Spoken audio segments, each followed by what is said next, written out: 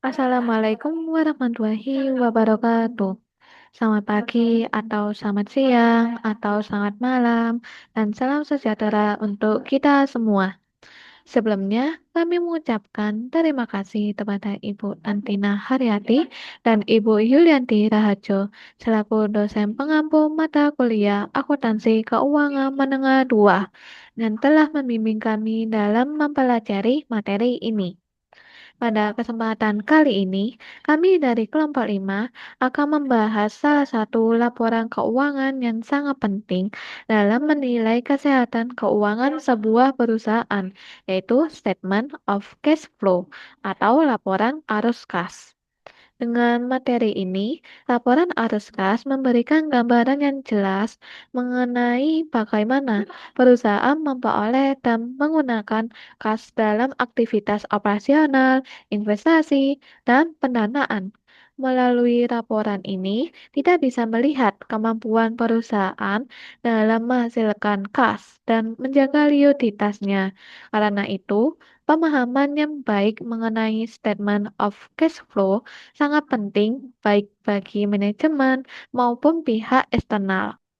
Sebelum masuk ke pembahasan lebih lanjut, izinkan kami memperkenalkan diri terlebih dahulu, yaitu yang pertama, Alta Atyama Pramasta dengan NPM 23013010330.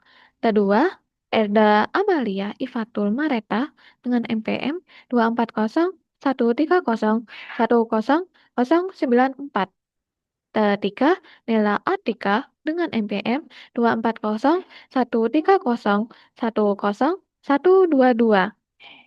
Keempat, saya sendiri, Sylvia Sasabila dengan NPM 24013010292. Kelima, Hafian Araya dengan NPM 24013010354. Keenam, Ahmad Dwi Cahyana Sunan Rio dengan NPM 24013010368. Ketujuh, Muhammad Aldi Kurniawan dengan NPM 24013010371. Kedelapan, Lutfi Hidayah dengan NPM 24013010374. Kami berharap materi yang kami sampaikan dapat memberikan pemahaman baru dan bermanfaat bagi kita semua. Tanpa berlama-lama lagi, mari kita mulai presentasinya. Selamat menyaksikan. Di bagian ini terdapat latar belakang, di mana informasi mengenai arus kas dari kegiatan operasional dapat menunjukkan ketidakfleksibelan keuangan yang terkadang menyebabkan kebangkrutan perusahaan. Jadi, bab ini menjelaskan komponen utama dari laporan arus kas dan jenis informasi yang disediakannya. Dengan demikian, kita dapat mengetahui bahwa tujuan utama laporan arus kas adalah untuk memberikan informasi tentang penerimaan kas dan pengeluaran kas suatu perusahaan selama periode tertentu. Dengan tujuan sekundernya adalah untuk memberikan informasi berbasis kas tentang aktivitas operasional, investasi, dan pembiayaan perusahaan. Oleh karena itu, laporan arus kas ini melaporkan penerimaan kas, pengeluaran kas, dan perubahan bersih kas yang timbul dari aktivitas operasional, investasi, dan pembiayaan perusahaan selama periode tertentu sehingga formatnya menyesuaikan satu kas awal dan akhir periode. Di bagian ini terdapat kegunaan laporan arus kas, di mana laporan arus kas memberikan informasi untuk membantu investor, kreditor, dan pihak lain dalam menilai hal-hal berikut, yaitu yang pertama, ada kemampuan entitas untuk menghasilkan arus kas di masa depan. Salah satu tujuan utama pelaporan keuangan adalah menyediakan informasi yang membantu memprediksi jumlah waktu, dan ketidakpastian arus kas di masa depan. Dengan menganalisis hubungan antara item seperti penjualan dan arus kas bersih dari aktivitas operasional, atau arus kas besi dari aktivitas operasional dan perubahan kas yang dimungkinkan untuk memprediksi arus kas di masa depan dengan lebih akurat daripada menggunakan data berbasis akrual saja. Selanjutnya, yang kedua ada kemampuan entitas untuk membayar dividen dan memenuhi kewajiban. Singkatnya yaitu kas sangat penting. Tanpa kas yang cukup, perusahaan tidak dapat membayar karyawan, melunasi utang, membayar dividen, atau membeli peralatan. Sehingga laporan arus kas menunjukkan dari mana kas perusahaan berasal dan bagaimana perusahaan menggunakan kas.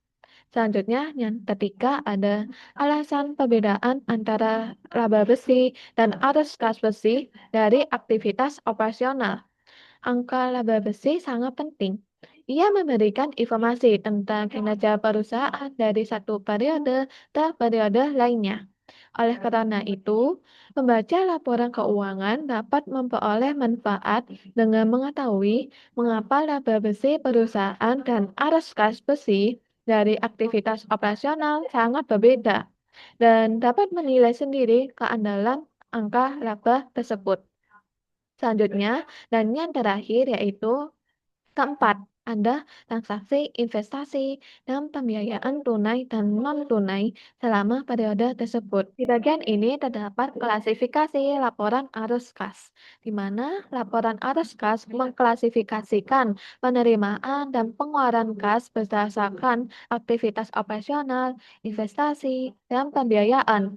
Sehingga transaksi dan peristiwa lain yang khas untuk masing-masing jenis aktivitas adalah sebagai berikut, yaitu yang pertama ada aktivitas operasional yang melibatkan dampak kas dari transaksi yang mempengaruhi penentuan laba besi, seperti penerimaan kas dari penjualan barang dan jasa, serta pembayaran kas kepada pemasok dan karyawan untuk pembelian, persediaan, dan biaya. Kemudian ada jumlah arus kas yang timbul dari aktivitas operasional merupakan indikator utama sejauh mana operasi entitas telah menghasilkan arus kas yang cukup untuk melunasi pinjaman, mempertahankan kemampuan operasional entitas, membayar dividen, dan melakukan investasi baru tanpa harus mengandalkan sumber pembiayaan eksternal. Selanjutnya, yang kedua, ada aktivitas investasi. Umumnya melibatkan aset tidak lancar dan mencakup ada pemberian dan penagihan pinjaman, serta akuisisi dan pelepasan investasi dan aset produktif jangka panjang. Sehingga mengungkapkan bisa atas arus kas yang timbul dari aktivitas investasi penting karena arus kas tersebut mencerminkan sejauh mana pengeluaran telah dilakukan untuk sumber daya yang dimaksudkan untuk menghasilkan pendapatan dan arus kas di masa depan.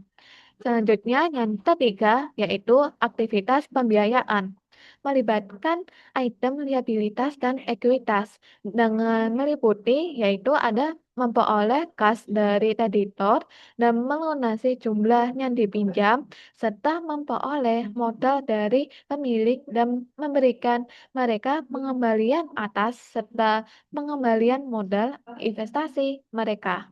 Pengungkapan terpisah ini atas arus kas yang timbul dari aktivitas pembiayaan penting karena berguna dalam memprediksi klaim atas arus kas di masa depan oleh penyedia modal kepada suatu perusahaan.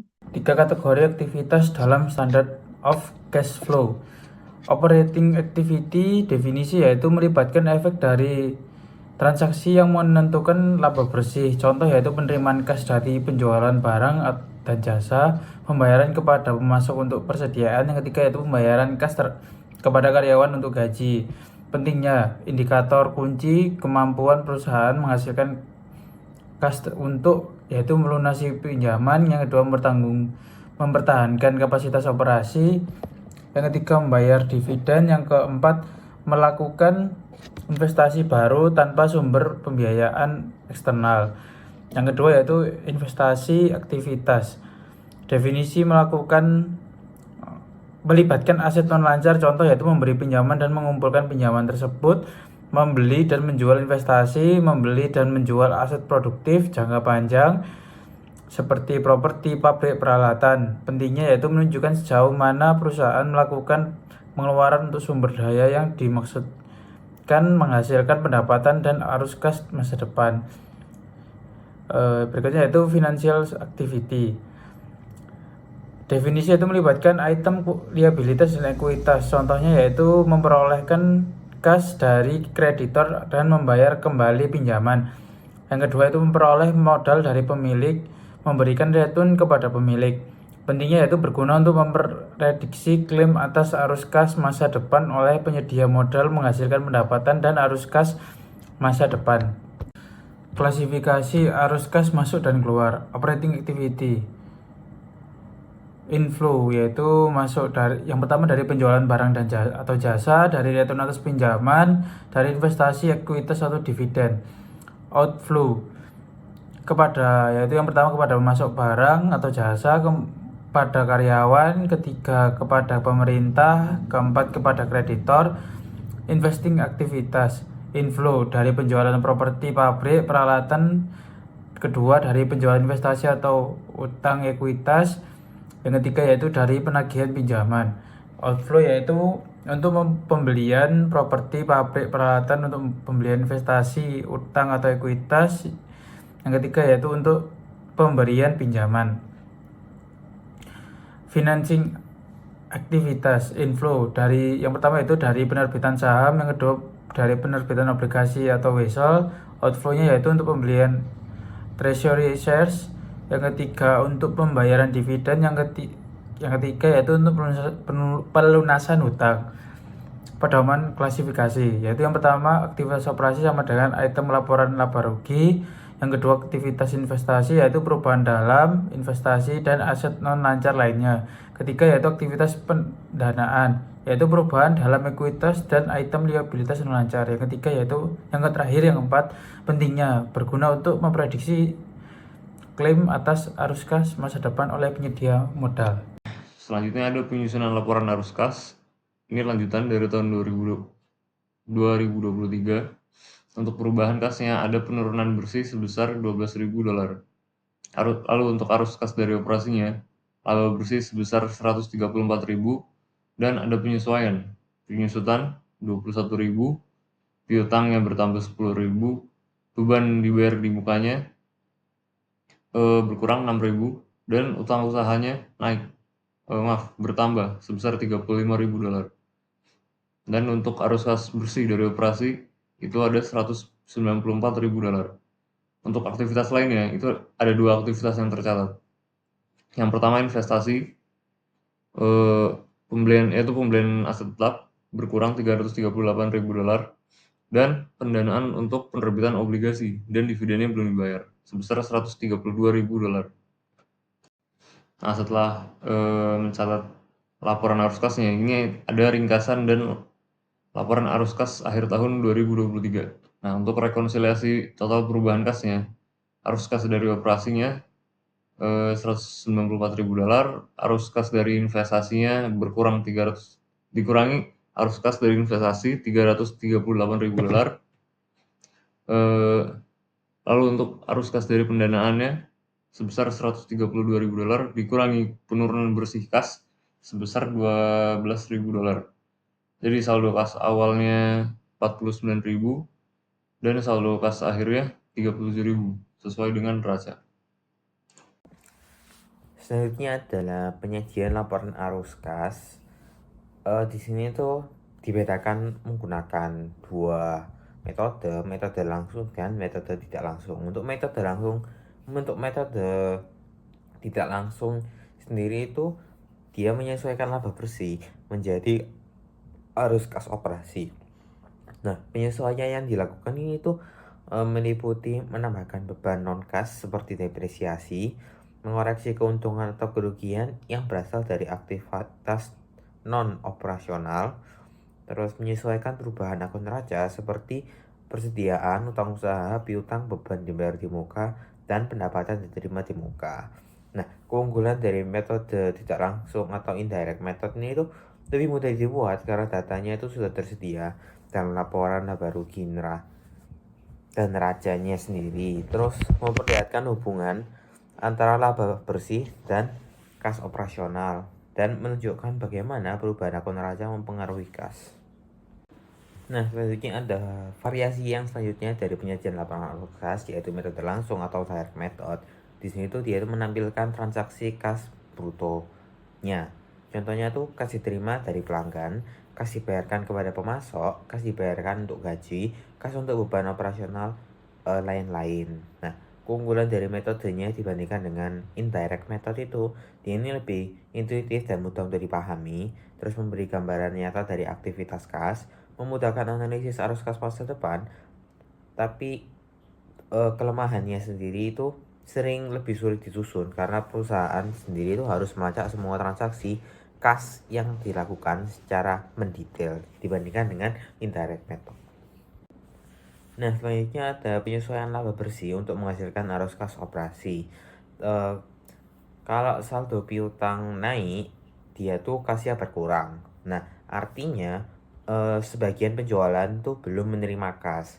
Terus kalau saldo persediaan naik, kas itu berkurang. Nah, jadi perusahaan di sini tuh artinya membeli lebih banyak barang daripada yang dijual. Terus kalau utang usaha naik, kas bertambah. Berarti perusahaan menunda pembayaran pemasok sehingga mempertahankan kas yang ada. Terus beban dibayar di muka naik, dia itu sama dengan kas berkurang. Perusahaan mengeluarkan kas lebih dulu untuk biaya yang belum terjadi, untuk bayar di muka ya istilahnya tuh. Dan yang terakhir adalah pendapatan diterima di muka naik, berarti kas bertambah. Perusahaan menerima uang sebelum memberikan jasa ataupun barang. Cash receipt from customers, yaitu komponen utama arus kas masuk dari aktivitas operasi dalam metode langsung. Jumlah ini dihitung dengan menyesuaikan penjualan yang berbasis akrual dan perubahan pada saldo piutang usaha. Cash payment to suppliers adalah salah satu komponen utama arus kas keluar dari aktivitas operasi dalam metode langsung yang terkait dengan pembelian barang dagangan atau bahan baku. Cash receipt from customers, yaitu arus kas keluar untuk beban operasi lainnya seperti biaya gaji, utilitas, sewa, dan beban administratif. Perhitungannya melibatkan penyesuaian beban operasi dengan perubahan pada akun aset dan liabilitas terkait. Contoh balance sheet. Di situ terdapat ada contoh dari key balance sheet, yaitu pada cash tahun 2024 dan 2023 ada $54.000 dan $37 dan change-nya ada $17.000. Dan account receivable-nya ada $68.000 dan $26.000 di 2023 dengan change-nya itu $42.000. Di inventory terdapat $54.000 pada tahun 2024 dan 0 pada tahun 2023. Jadi pada change-nya ada $54.000. Pada equipment ada $193.000 pada tahun 2024 dan $68.000 pada tahun 2023. Dan change-nya itu $125.000. Setelah itu ada land pada 2024 ada $45.000 dan 2023 ada $7.000 dan change-nya minus $25.000. Operating activities adjustment, yaitu penyesuaian utama terhadap laba bersih. Pengurangan dari laba bersih yaitu piutang usaha dikurangi dengan penjualan belum tertagih kas. Satu ada persediaan yang dikurangi dengan kas digunakan untuk pembelian persediaan. Setelah itu ada utang usaha dikurangi dengan kas yang dibayar lebih besar dari beban terjadi. Penambahan pada laba bersih yaitu beban depresiasi $33.000 dikurangi beban non kas, dan rugi penjualan peralatan $2.000 dikurangi beban non kas, dan beban dibayar di muka $2.000 dikurangi beban tanpa pengeluaran kas periode berjalan. Kemudian selanjutnya special problems in statement preparation. Yang pertama ada account belum diterima, bersih, dan kaidah tidak langsung. Di mana penyediaan loan untuk hutang ragu apabila jika sebuah syarikat mempunyai loan untuk hutang ragu, maka perubahan dalam account ini perlu diambil kira. Kemudian untuk kaidah tidak langsung, di mana peningkatan dalam allowance untuk hutang ragu adalah perbelanjaan bukan tunai. Oleh karena itu, peningkatan ini perlu ditambah semula kepada pendapatan bersih atau net income untuk sampai kepada aliran tunai bersih dari aktiviti operasi. Kemudian yang kedua ada pendekatan bersih atau net approach dan kaidah langsung. Kemudian di mana pendekatan bersih ini sebagai jalan pintas syarikat boleh menggunakan perubahan dalam akun belum diterima. Kemudian dalam kaidah ini perubahan allowance tidak dianalisis secara bersaingan. Kemudian untuk yang kaidah langsung, di mana jika menggunakan kaidah langsung, allowance untuk hutang ragu tidak boleh ditolak bersih terhadap akun belum diterima. Kemudian yang ketiga ada perubahan modal kerja lain dan aliran tunai dari aktiviti pelaburan atau pembiayaan, di mana beberapa perubahan dalam modal kerja tidak mempengaruhi aliran tunai daripada operasi. Yang pertama pelaburan, contohnya pembelian pelaburan equity jangka pendek bukan dagangan adalah aktiviti pelaburan. Kemudian pembiayaan ini penerbitan nota bayar jangka pendek bukan dagangan. Kemudian yang terakhir dividen dividen tunai belum bayar, yaitu pengisytiharan dividen tunai belum bayar tidak memberi kesan kepada operasi atau tunai sehingga dividen tersebut dibayar atau aktiviti pembiayaan. Kemudian yang keempat ada rugi bersih atau net losses dalam aktiviti operasi. Jika syarikat melaporkan rugi bersih dan bukannya pendapatan bersih, maka kerugian tersebut perlu diselaraskan untuk item bukan tunai. Kemudian rugi bersih selepas diselaraskan untuk kredit bukan tunai boleh menghasilkan aliran tunai operasi negatif atau positif. Yang kelima ada pendedahan atau disclosure transaksi bukan tunai signifikan. Oleh karena itu penyata aliran tunai hanya melaporkan kesan tunai. Transaksi bukan tunai yang signifikan perlu didedahkan secara berasingan dalam jadwal atau nota kaki kepada penyita keuangan. Kemudian yang keenam yang terakhir yaitu pendedahan kas atau faedah, dividen dan cukai, di mana item lain yang tidak dianggap sebagai transaksi bukan tunai signifikan dan tidak didedahkan yaitu dividen saham, pecahan saham dan sekatan atas perolehan tertahan. Kemudian ada pendedahan kas di mana aliran tunai berkaitan faedah diterima dan dibayar serta dividen diterima dan dibayar mesti didedahkan secara berasingan dalam penyata aliran tunai. Kemudian yang ketiga ada cukai pendapatan dibayar, di mana jumlah cukai yang dibayar mesti didedahkan secara bersaingan. Kategori seperti operasi pelaburan atau pembiayaan yang digunakan untuk item ini juga perlu didedahkan. Baik, Assalamualaikum warahmatullahi wabarakatuh. Perkenalkan, nama saya Nel Artika Setia Putri dengan NPM aktif 122. Di sini saya akan menjelaskan materi tentang apa arti angka-angka itu lebih baik dari ROA. Dalam studi akuntansi, baik laba akuntansi atau diukur berdasarkan prinsip akuntansi akrual maupun arus kas dari operasi dapat memberikan informasi yang bermanfaat. Namun, kedua ukuran tersebut terkadang dikritik. Laba akuntansi terkadang dikritik karena banyaknya pertimbangan yang diperlukan untuk menentukan pendapat dan beban.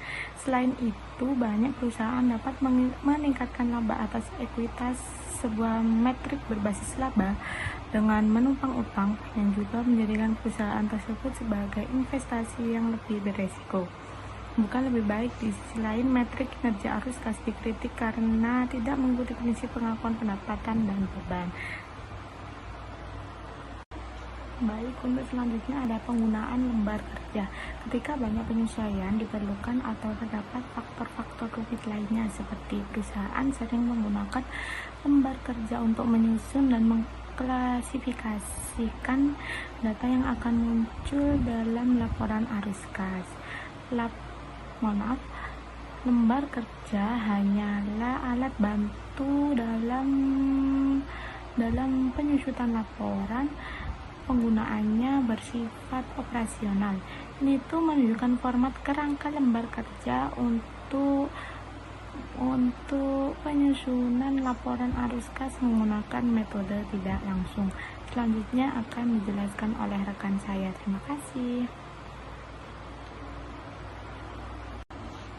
Baik, sekian dari kelompok kami. Apabila ada salah kata mohon dimaafkan. Terima kasih.